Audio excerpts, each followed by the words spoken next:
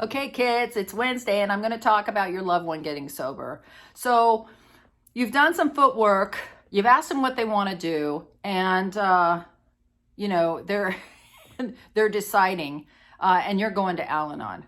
That's what I want to talk about right now. What are you doing while you wait? Well, first thing is you're going to find out what they want to do when they're ready. And you're going to tell them, let me know when you're ready. And then the second thing I talked about in this series is finding a treatment center. How do you find one? And what you can do to keep busy while you're waiting for someone to tell you, I'm ready. Uncle, I give. Okay? And that is to find an appropriate financial, what's the word? Connect with the proper things you can afford. I don't know what I'm trying to say. Your situation, you need to determine in your situation what treatment center this person is going to go to. And it's a good thing to do while they're drinking and using and going amok, is find a place, get the list of what they need, all the things I talked about in the last video. It's a great way to get busy and stay busy. Now, what else are you doing during this time? During this time, you're finding a treatment for yourself. Okay? And you can do that in numerous ways, and I'm going to give them to you now, and I want you to do them. And you're going to think, well, wait, Karen, why do I need to get help? It's my kid, my wife, my cousin, my uncle, my employee that needs the help. Why would I possibly need to help? Because you are part of the problem, right? If you're even on here watching me, you need help. And I don't mean that in a bad way. I mean that you are interested and you care and love someone with the disease of alcoholism, and you are being affected. And I don't want this to happen to you again, and I want you to be able to survive whatever happens. I don't know what's going to happen. I'm giving you my experience to the best of my ability of what you can do to be helpful and survive this. And this is the biggest tip. Go to Al-Anon. Now, you're not going to like Al-Anon. I had a woman tell me once, she said to me, Karen, I don't want to go to Al-Anon. They're so negative there. Well, you'll fit right in, is what I told her. Because she was calling me and unloading all this stuff on me. And I was like, you need to get some support from people who've walked through this. I mean, I'm going to help you as well. But part of my solution for you, part of the plan is to go to Al-Anon. Because those people understand, and you need a network of people, right? So when I'm not available, when I'm not here, when you're not using me as a coach or whatever, you have this group, you have this foundation, okay? It's an experience you don't want to miss. So you need to go to Al-Anon. So what do you do? What do you do? Usually it's just like the alcoholics. Somebody will not go to Al-Anon until it is really bad. So you're sitting there asking your loved one to go to treatment, right? And you want them to go. Can't they see what's wrong? I'm asking you to go to Al-Anon, and you're doing the same thing your loved one is. I don't know. I'm not that bad. I think other people might like it, but I don't. I'm not going to like it. Okay, I'm asking you to do something just like you're asking your loved one. I'm asking you to go to Al-Anon and give it a try. And I'm not asking you to go to one Al-Anon. I'm asking you to go to 10 Al-Anons, 10 meetings, 10, that's it. What could it hurt? It's free. Okay, you're going to go and you're going to say, oh my God, how depressing. These people are all talking about their loved ones. And well, so are you. Okay, so why don't you go and listen to someone else for an hour and get a break from your own kid, your own husband, your own wife, your own mother, son, employee, whoever, best friend. Get a break from them for a minute and listen to someone else's problems and see if you can start hearing about alcoholism. You can start learning and watching the dynamic between people and normal people and alcoholics, right? You need to learn something. And the best way to do it is to listen and watch. Listen to the readings.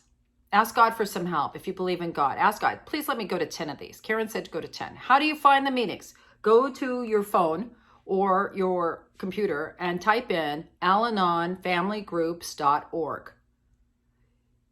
AlanonFamilyGroups.org. There's another group that's for alcoholics, the wives and friends of alcoholics.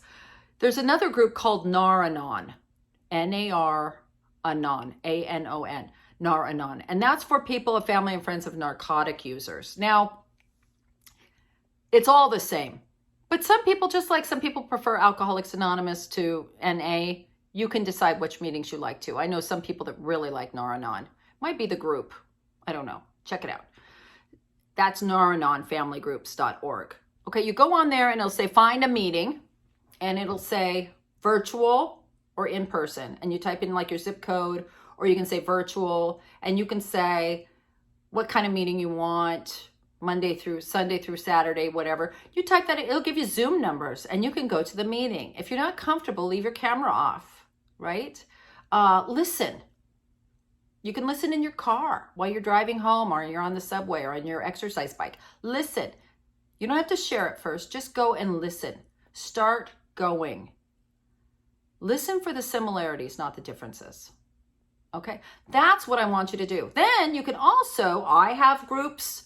I have a book club, Courage to Change, which is daily meditation, where we read the meditation and everybody talks about what they read. You can go, I have a family and friends Facebook group, and then we do these step groups. Every so often I run a step group through, and we go through the 12 steps, or you can do them in your Al-Anon group.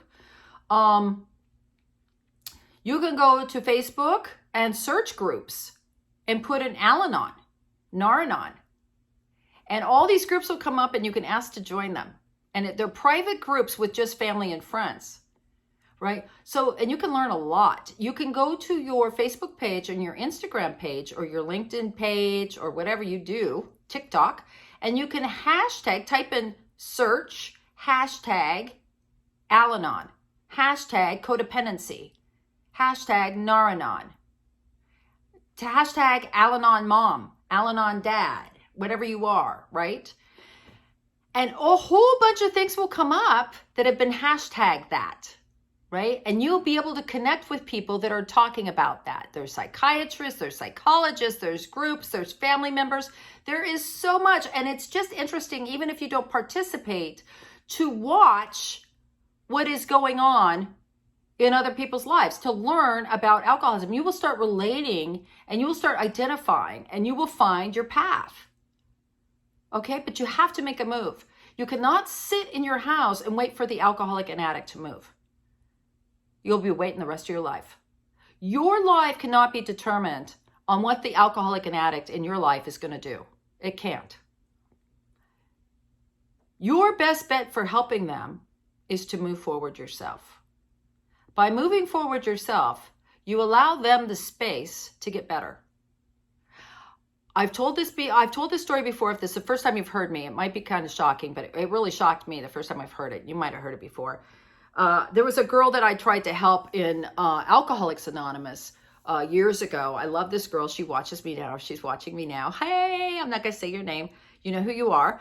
And I really loved this girl. I really identified with her. She was a real mouthy broad like me, a tough girl, been through a lot in her life, and survivor, real survivor, and a powerful drinker like me, 24-hour kind of don't fuck with me. And she was a bartender in San Bernardino. And if you know San Bernardino, that is a tough spot.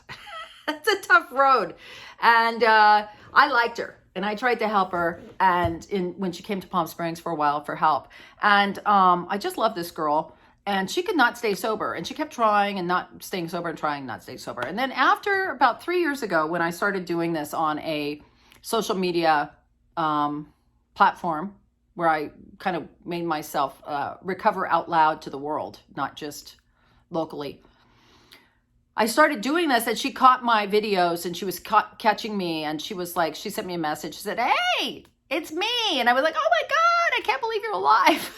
She said, "I'm alive." And I said, "You got sober?" And she said, "Yes." I said, "How did you finally get sober?" And she said, "My enablers died." My enablers died. And I was rocked. Like, wow. And when I was running that treatment center, I got to tell you that I used to think if they really wanted to help alcoholics and addicts, they would set the treatment centers up for the family and friends. Because most of the people that were in there really wanted to get sober. But because of the dynamic with the family, I would tell them, take their phone, don't call your kid, leave them alone, leave your husband alone, let them recover. And I could see the dynamic between the family and the friends and the alcoholic addict was actually a big part of the problem. And if they would back up and leave them alone, then they would be forced to get well. They would be really, really have to move forward. But if you don't have to, why would you?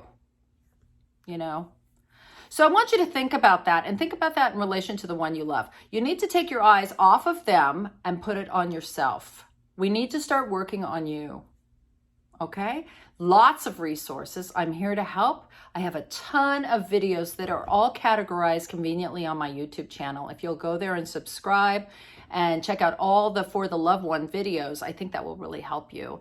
You can also join my community text. The link is in my bio, and I am reachable directly on that number. Direct message me any questions or concerns you have. Otherwise, go to an Al-Anon meeting today. I love you all. Bye.